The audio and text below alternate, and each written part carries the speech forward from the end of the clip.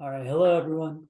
My name is Alex Juhan, and I'm a member of UC Berkeley Mikes. This is the fall 2023 section, and this is my final for Cyber 200.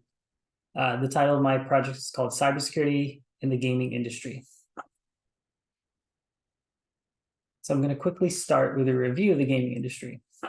So the current value of the gaming industry easily exceeds $300 billion, which is more than the markets for music and movies combined. The largest contributors to this number are the rise in mobile gaming, as well as the social impact from the COVID-19 pandemic. The industry shows no signs of slowing down, with increased popularity among younger age groups. Now, if you're not familiar, there is a rise in what are called esports, and it's kind of like traditional sports where there's two teams and they're competing for a similar goal to win. But instead of traditional sport like basketball, football, baseball, there are esports, various games where two teams with coaches, there's a venue, there's fans are competing for the prize of winning, and sometimes that prize can be up to as large as $40 million. This is a huge market, and it's a legitimate activity. It's not just something that people do as a hobby. With millions of viewers, as well as large amounts of money being spent to bet on the winning team, there's an incredible amount of opportunity for hackers to exploit this industry. Additionally, game companies can be hit by DDoS attacks at any time and are prime targets for it.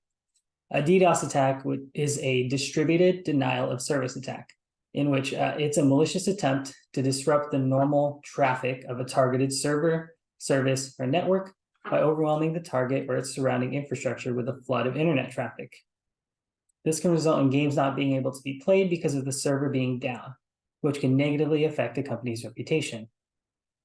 Like with any service, game companies collect and manage large amounts of PII, which is personal identifiable information.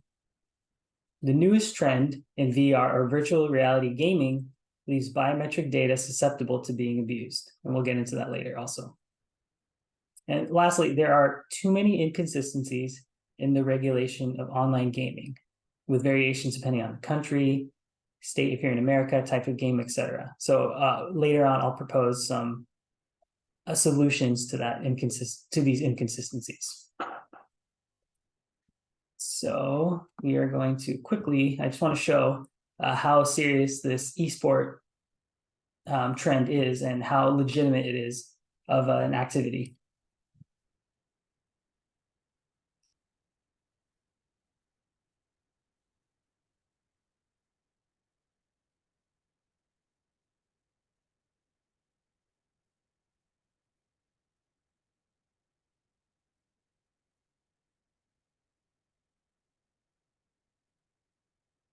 That was just a quick demonstration, but this was in, I believe, Brazil. Yeah, it was in Brazil, and the fans are treating it like it's the World Cup. So the passion for this activity is actually, unfortunately, creating an avenue of attack to be exploited. Okay. So in this graph, it shows the average concurrent views for different sports versus esports. And the blue lines are traditional sports, with the hashed red lines being esports. So the huge markets for traditional sports are going to be the World Cup and the NFL Super Bowl, which are these two right here. Those are pretty much going to be untouched. There's just even non-sports fans are going to watch those. However, this red line here is the League of Legends World Championships that had about 43-ish million viewers. And that was more than the NBA Finals and the MLB World Series combined. So this is indicative of how serious people take esports and how much the market is growing. So cheating in games can range from illegal communication with a coach during a match, which is not allowed, with the more serious cheating coming in the form of manipulating the game to gain an unfair advantage. So for example, that game that I showed earlier, Counter-Strike, it is a game in which you use guns in the game to shoot each other, which requires skill from the player to manipulate their mouse to aim and secure these kills. The hacking that can be done injects code into the game to manipulate it so that it has computer-like accuracy over the player's character, which for obvious reasons is serious a serious allegation and a serious act in an activity where there's millions of dollars at stake. So, for example, there's a player, Forsaken, a very popular CSGO player from India, was actually detected using this aimbot software in a major tournament in Shanghai. So because he got caught doing this, he was banned for life. Another example of how this aimbot works exactly is there are two types. So there's either through code injection or through data algorithms that track the pixels in the game. So either way, it's manipulating the code of the game to gain an unfair advantage. In 2016, a popular StarCraft 2 player, Life, was caught match fixing. He's actually paid by professional gambling crime groups to throw matches against lower ranked players. He faced jail time and was banned from the pro scene for life. So even if this isn't something where you're directly hacking the game, there is a security risk in terms of ensuring the legitimacy of matches to protect the integrity of the sport from gambling syndicates. Another example, in 2015, at a League of Legends tournament, a malicious hacking group performed a DDoS attack on only one of the teams competing, who happened to be a 12-1 favorite for the match. And this DDoS attack rendered one of their players unable to play the game for 10 minutes. And this gave a huge advantage to the underdog team, who, if anyone was to bet on them, happens to be maybe the hacking group bet a few $10,000 on the lower seeded team who was a 12-1 underdog. They get a huge payout. So this is a serious crime now that cybersecurity professionals have to start stepping in to monitor esports matches. If I were to give an example for traditional sports, that'd be like in the NFL. If some guy was betting on his parlay, right? He bet that the Kansas City Chiefs were gonna win by this X amount of points, but it's not going his way. So that'd be like if he was allowed to run onto the field, tackle a player mid-play, and create an advantage for the team that the Chiefs are playing, and then the Chiefs win by a certain amount of points, so he gets his bet, and then nothing happens, and they can't do anything about it. So that'd be the equivalent for real life. There's a lot of contingencies, right, in traditional sports to prevent this from happening. But in esports, they're only really starting to take this seriously. To preserve the sanctity of fair competition, like I said earlier, and uphold the ethics of this activity, these gaming companies need to seriously invest in security, a more robust security, to prevent more incidents like this. Let's see. Okay. Next thing we're going to talk about are DDoS attacks. So according to Akamai Technologies, they reported that 37% of all DDoS attacks are accounted for by the gaming industry. 37%, that's a huge number. So if you think about it, that means that gaming is outpacing industries like finance, online retail, movies, and TV streaming. That means it's a prime target for DDoSing, and we'll get into why it is a huge target in a second. The second highest was actually the financial sector, but that means these hacking groups are more interested in disrupting the gaming industry than preventing people from doing anything else. So a main reason for this is that, like with any other industry, gaming industries are moving to the cloud. It's the future of technology. It just makes sense, but that opens up so many more avenues of attack. Critical server infrastructure is now vulnerable to any cloud exploit. So these gaming companies are susceptible to server downtime. And this is bad for obvious reasons, but the most important as a service provider is the reputation loss from your customers, right? You have customers who pay to use your service, and you're constantly having downtime because of, even it's not your fault, you're getting hacked. Well, you could argue that's your fault, but it's technically not your fault because you're getting hacked. But you have to explain to your customers, I can't let you use the service that you pay for because of XYZ. Now, as the CISO of a gaming company, this is your highest priority concern, the DDoS attacks. To most people, especially those who don't game, if you told them, hey, you can't play your video game, they'll probably be like, oh, cool, that's good. Now you can go do something useful. But because they're so biased, they're not realizing how much DDoS attacks are threatening the rights of these gamers to access a service that they paid for, right? For a non-gamer, an analogy we could use would be like, let's say you can't use your cable network. You pay monthly for it, right? You can't use your cable network. In this scenario, the cable company is just apologizing and they do the whole customer service. We're going to resolve the issue ASAP. Every step is being taken to ensure restoration of service. That's what a lot of these gaming companies have to do. They'll tweet it. They have customer service reps stating these, or coming up with these statements. But at the end of the day, that's all they can do. Now, if a cable company were to do this, and let's say it's on a day like the Super Bowl, I can't imagine that the company would ever survive.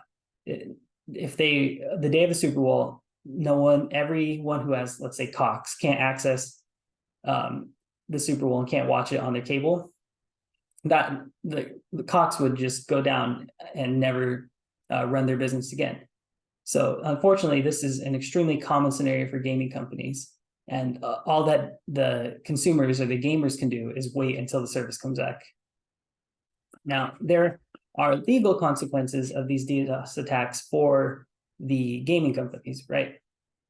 Under the GDPR, if we are talking about the CIA triad, specifically in the availability column, if that is breached, if your service is unavailable, companies can be held legally liable if they are hit by this DDoS attack. But it depends, right? There's various factors influencing this, specifically in their proactive measures to prevent the attack, whether they were aware of the attack ahead of time and they were complacent and didn't do anything about it, and then their response to the attack. So this can help mitigate some of this liability from the GDPR. But these steps are really important that these gaming companies need to ensure that those three steps I mentioned earlier, in terms of how they respond to the attack, how they prevent it, and whether they knew about it, these are really important for their liability in terms of the law.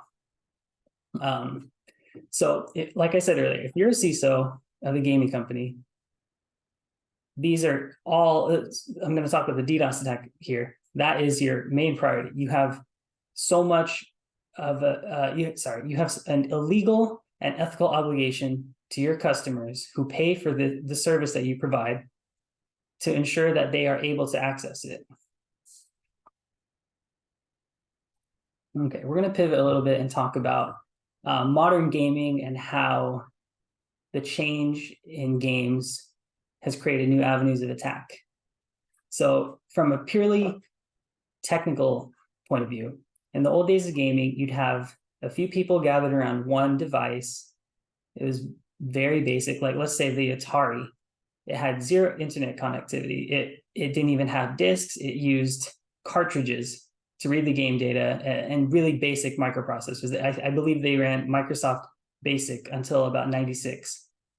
So just very basic technology. There was not much of an opportunity to exploit this. In terms of cheating on an old console like that, the only way you could achieve this was to physically take the device apart and going into the hardware to hack it. So this, if you were to do it, and were enthusiasts who were doing this at the time, but this would most likely be done with friends. Like if you're going to play the game, you'd tell your friend about it, or you'd show it, because there's no opportunity to just rip the thing apart while you're playing a game. So the chance of ruining someone else's experience was very minimal, or if non-existent. Now, today, they're like with anything IoT related, everything's connected to the internet, whether it's a device designed only for gaming or a game computer, which has even more security issues, which we'll go over. Now, we mentioned earlier hacking, but in the game to gain an unfair advantage, but there are even more serious hacks that exist in online games, with some being as extreme as remote code execution. Now, one example is the game Dark Souls 3. Now, Dark Souls 3 is a very popular game. People are playing it, had a lot of great reputation going. However, unfortunately, in 2022, they had to shut their servers down for emergency patching because a remote code execution exploit was discovered. Thankfully, it was discovered by a streamer with the handle The Grim Sleeper, but he was actually initially ignored by the developers when he tried to alert them about the vulnerability. He messaged them and he got stuck in a customer service loop. They're like, oh, thank you for letting us know, we'll get back to you. And this was almost a year where the vulnerability just existed. And the company, it's a Japanese company, Bandai Namco, did nothing about it. And it was just sitting. So to draw attention to it, this streamer, The Grim Sleeper, actually streamed himself performing the exploit multiple times until eventually the media got involved. A lot of gamers started, voicing their frustrations, placing, complaints with the game, and just straight up boycotting the game so that they wouldn't be susceptible to this exploit, until finally the company addressed it. And luckily, it was not discovered by a bad actor. It was really fortunate, actually, because the exploit is very, very serious, and based off of the response by the company, it would have been abused very heavily. So now, a big critique I personally have and others have of the way that the company Bandai Namco faced it is the lack of urgency, one, and two, the fact that they never suffered any consequences for their negligence in leaving such a serious exploit available for as long as they did. They put a tweet out about emergency maintenance, and in the tweet, they didn't even mention what it was for. And they didn't, put out any sort of warning like, hey, for this amount of time, there was a possibility that you could have had this exploit done on your device. And then after the tweet, they patched out the exploit. It was never brought up again. And then they tried to do everything they could to delete all evidence of the exploit. So you actually can't find a video of it right now. I personally have a huge issue with this because there's not any regulatory frameworks in place for game developers to monitor their code and to hold them accountable if there are exploits like this available, right? Like they had this for over a year, like I said, and there was nothing done about it. Let's give an example for non-gaming. Let's say Microsoft had a remote code exploit on their Windows laptops, and it existed for a year, and then they had a similar response where they weren't, really even addressing it, and it went over a year, just nothing. I think Microsoft would never get away with that. So I think that gaming companies need to be held to the same standards as these big tech companies that are scrutinized every day. This is important because of the way that modern games interact with the devices and the internet. And we need to do this to protect the consumers of these games from the exploits like the one mentioned above. So if you're not familiar, InfoSec professionals use the CVE to classify and categorize vulnerabilities.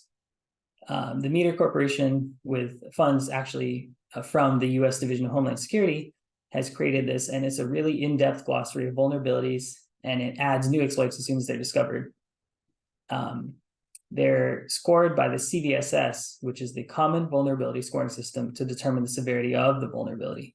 And as we can see here, the Dark Souls exploit had a CVSS of 9.8 out of 10, which is critical. So that is obviously very serious. And this shows how serious these exploits in these games are. And they need to be treated with the same level of importance as non-gaming vulnerabilities. Okay, so this is a different vulnerability. This is called the ENL buffer clone. And it's a vulnerability that has been in the common network code of quite a few Nintendo games on one of their consoles. It was called the 3DS. It was a handheld console, but it was very popular, and a lot of online gaming was done on it. So kids from all over the world were able to connect with each other on these small handheld devices and play games with each other. This vulnerability is also a remote code execution exploit, and it allowed the attacker to run this exploit just by getting into a match with another player. And this was due to a vulnerability in, like I said, the network code that Nintendo had. It was discovered by multiple people independently during 2021 and reported to Nintendo at the same year. And they, similar actually to the other exploit, there wasn't a huge rush to get it fixed. It didn't get fixed until about 2022. So, although I will say Nintendo did address it, and they patched the vulnerability, and they found it in all their other games. So they were able to remediate the issue, but it was a little bit of a slow response. And then Nintendo actually allowed the videos of it to remain up, so we were lucky enough to have this. I'll show the exploit, and then I'll kind of explain why it's a huge issue. So in this, these two, the person demonstrating it, he has two of the devices, and he's searching for the other device so they can connect and have a match. I'll skip a little bit ahead.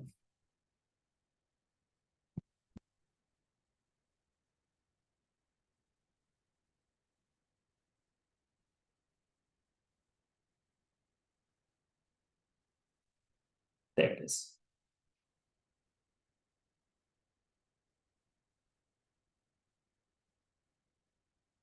But yeah, that exploit was the result of just finding a match with another player who had the, obviously they had to have gotten into their device and hacked it so that it could exploit the netcode of Nintendo. But once they've done that, just getting into a match with another player without any configuring done on the target device, you can just completely take over their device. And this is bad for, the pretty apparent reasons, like you don't want people distrusting your company because their devices could be taken over at any point. But the more concerning and pressing issue is that a lot of PII is stored on these devices, right? And even payment card info.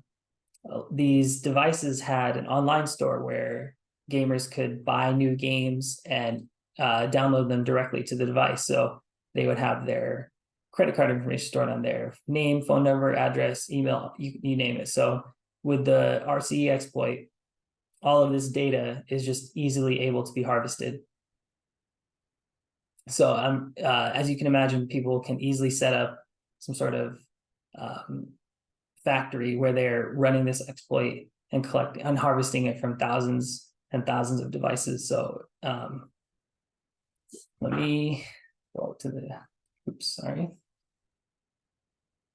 So let's talk about the CVSS score of this RCE code exploit from Nintendo. And similarly, it was a 9.8 out of 10. So I don't know how to reiterate enough, but these video game vulnerabilities are serious threats to the security of the owners of these games, and more awareness needs to be brought to these exploits. These are not just, oh, this guy's cheating in my game. I lost because someone cheated in my game. No, it's serious security to the privacy of these consumers. Okay, so we're going to pivot now to talking about VR technology and the serious issues with data privacy that exist. If you're not familiar, VR technology or virtual reality technology is where gamers put on a headset and they have some sort of motion controls so that it immerses them into the game more. So these devices track all their movements and have their characters in the game respond accordingly. Very cool tech. I believe it's the future of gaming, and more games are going to start implementing it. But we're going to talk about why this is such a huge issue and where the vulnerabilities here are. So like I said, VR is growing, but an often ignored aspect of these devices is the way that they record biometric data for the functions in the game. So, like I said earlier, they record hand and eye movements and, also just height, weight, etc., to get a more accurate reading of the player's movements. But this is dangerous because this data is being harvested and it could be either leaked or worse, it could be exploited and sold. These gaming companies have an incentive to gather this data for marketing purposes. Like with any other popular service that harvests data, like at-home DNA tests, gaming companies are no different. And there's too much of a knowledge gap in most consumers to properly convey to them the dangers of these devices in regards to data privacy. You try having a conversation with someone, hey, I love your new headset. I'm sure you're having a lot of fun with it, but your biometric data is being harvested, right? I guarantee if I told that to any of my gamer friends, they would either not care or have no idea what I'm talking about. So we need to close this gap so we can tackle this problem before it gets out of hand. In one study at UC Berkeley, in February, when the study started, researchers could pick out a single person for more than 50,000 other users of these VR headsets with more than 94% accuracy. And that's just based off of analyzing their biometric data. And in just 200 seconds of their biometric motion data, they were able to pick out one from 50,000. And then later in June, after the study had been going on some more, researchers were able to figure out a person's height, weight, foot size, and country with more than 80% accuracy, just from people playing a VR game. And then they were also able to use this data to determine marital status, employment status, ethnicity with about 70% accuracy. And this was done with machine learning.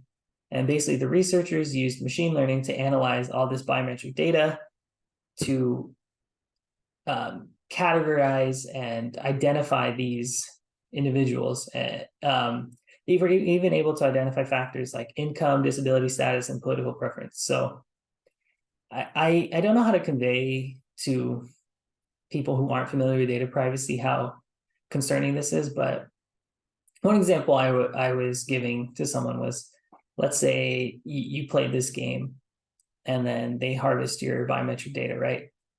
And then some security camera captures a criminal robbing a bank, and then the biometric data gives a match with yours, even though you didn't rob the bank. And then all of a sudden you're a suspect in a crime. So there's very serious implications for this on how this data can be abused. And that's not even and that's just the start of it. So the California Law Review actually wrote a great, it was a podcast, but they wrote a paper about these devices. And in the paper, they were talking about a major flaw of the GDPR is how easy it is to claim a user's informed consent.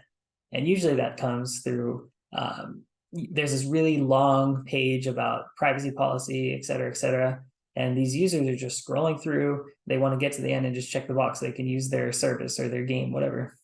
And the GDPR has decided that this is sufficient consent from users, right? They said yes. Now, the review highlights the futility of informed consent through text-based means. And then further, how data privacy with virtual reality is an even bigger issue.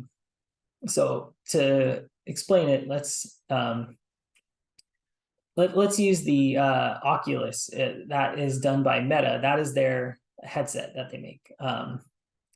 They use phrases in the in the privacy policy, like an experience unique and relevant to you when asking for consent to collect biometric data, something along the lines of this game will do this to create an experience unique and relevant to you. The California Law Review is concerned that with the level of data they're collecting from users, what does the word relevant mean? And has the user decided that's relevant? How are we defining what's relevant? And how do we even know that the consumer is aware of what they're consenting to, right? Relevant is such an interesting way of putting it, right? Like they're collecting so much data that these companies probably know more about the consumer than the consumer does themselves. And this is a really dangerous precedent for uninformed users, uninformed regarding data privacy. These devices are exacerbating the issue that's already big with consumers and informed consent, but these VR headsets are pushing that issue even further. Regular data being harvested, like your name, email, phone number, that's already serious. But then when they start collecting data about people themselves, like their bodies, the way they move, that's going to cause even more issues down the line. And these gaming companies need to be held responsible for this negligence. So the California Law Review proposed some remediations in the form of more customizable data privacy settings, and as well as giving more in-depth visual explanations of data privacy risks to the users. So like videos or more graphics like PDFs or et cetera that come with these devices to really ensure that everything is being done by the gaming companies to inform the users of what the risks are. Personally, I believe that companies like Oculus have an ethical obligation to inform their customers because of the reasons I listed above. There's some serious privacy concerns. So it's a very dangerous precedent that we're headed towards. So data privacy is already questionable in regards to gaming, and then the added element of biometric data makes it even more questionable. So I really appreciate and like the remediations that the California Law Review put forward. I think it's a great start. And moving forward, I just think that there needs to be some sort of governing body that will help to regulate these companies to ensure that they're being as compliant as possible in regards to the ethics of their policies. And then we're going to talk about regulatory frameworks and laws regarding cybersecurity. So the laws that affect cybersecurity and gaming are all about data privacy. And like I said earlier, they're pretty inconsistent depending on the region that you're in. So there's the GDPR, there's CCPA, and then there's various state laws. But at this moment in time, there are no laws holding gaming companies responsible for negligent code or leaking data. In my research, I discovered that many people are calling on governments to hold these companies accountable for more than just data privacy, and then specifically in securing their code and networks and servers to avoid a lot of the exploits I shared earlier. So avoiding DDoS attacks, not letting people, hack in games. So a good reference point for the video game industry is the casino gaming industry. They are different industries, but a lot of the standards that exist in the cybersecurity regulations for casino gaming could be used as a good starting point for video gaming regulation, specifically in the requirement that casinos must undergo a risk assessment to continue operating. So if they've never done a risk assessment, they have to at least go through it before they can continue operating by a certain date that they are notified. And I think that video game companies could really stand to have this audit done. Like, they have their own internal cybersecurity teams, but there's no one holding them accountable. This framework that casino gaming has would be really useful in ensuring that these gaming companies are undergoing the audit and remaining compliant along the way. Additionally, the breach notifications that casino gaming has are really relevant to what I believe that video gaming could adopt as well. Now, a lot of high-profile companies are they have to adhere to various frameworks like PCI. Gaming companies have the groundwork to create compliance requirements for themselves, and there's no excuse for them not to.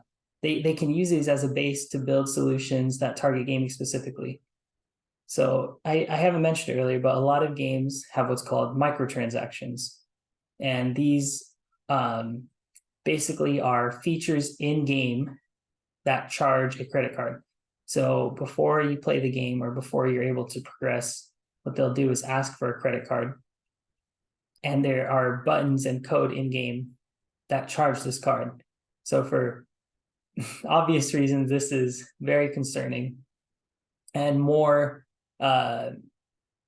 mobile games are, a lot of mobile games are made in China where there aren't nearly as many regulations. So there are a lot of young children running around playing mobile games made in China with insecure code that are exploiting the microtransactions feature, where there are cards just being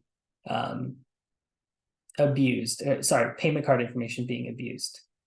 So the frameworks that already exist need to be adopted. There's no excuse, like I said earlier. So let's say Microsoft and FANG, right? Big tech, they're scrutinized every day and they're held to extremely high standards regarding cybersecurity. As such, they have these regulations and frameworks in place, right? There's no reason that, let's say, Blizzard is one of the biggest gaming companies. There's no reason, and actually, it's interesting that I brought that up because they have just recently been acquired by Microsoft. So I'm curious how that changes their cybersecurity posture now that they are a Microsoft affiliate. But there's zero reason that other gaming companies can't adopt some of the policies and frameworks that exist with these big tech companies. Throughout my presentation, I made it clear how high profile gaming has become. And as such, we need to begin treating these large multi-billion-dollar gaming companies with the same standards that we treat other big tech. So, as we've gone over, gaming has a wide range of attack vectors, from esports and match fixing, DDoS attacks, harvesting of biometric data, remote code execution. There's so many aspects of cybersecurity and gaming to consider. For my career personally, I plan on taking my cybersecurity skills to a gaming company to work in a field I'm passionate about. Throughout this video, I've identified some key issues, and I think that in order to tackle these challenges, I mentioned it earlier, but the creation of a central organization to audit and hold these gaming companies accountable is essential. It's a huge step forward because this industry is just continuing to grow. And I showed in my presentation and through my research, but it is one of the most vulnerable attack surfaces available to threat actors. This central organization auditing these gaming companies is going to be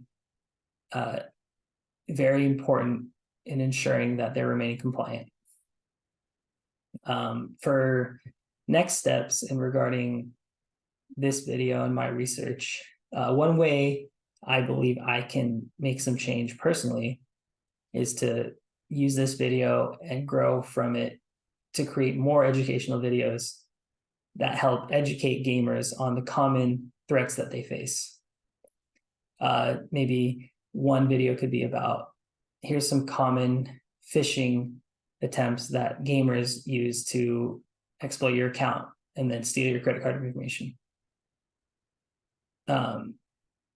This way, I can ensure gamers are as protected as possible in such a hostile environment where they are susceptible to being attacked at any point. Like with any cybersecurity issue, the most important factor that we have to consider is the users. At the end of the day, when your users are trained and informed, they're much less likely to fall victim to these attacks. So by continuing to educate gamers, we can help create a more secure gaming environment for everyone. Since the gaming community tends to have such a much younger audience, I think this is even more important. I've run into some really young kids when I've been playing games, younger than 10, and they already are victims of other terrible, dangerous things from playing online games. But then you add in the cyber threats to it as well. They could have their parents' credit card on there, and then they end up getting their parents' credit card stolen. So there's some serious threats that can be addressed. And I believe the best way to address them is through education of these gamers. As I continue my career, I look forward to seeing how gaming continues to grow, while I will also personally be contributing to its security in whatever ways I can, whether that's at a big gaming company like Blizzard or through my own personal work and through my own network. And that's going to be it for my presentation today. So thanks so much for your time, and I hope you enjoyed it.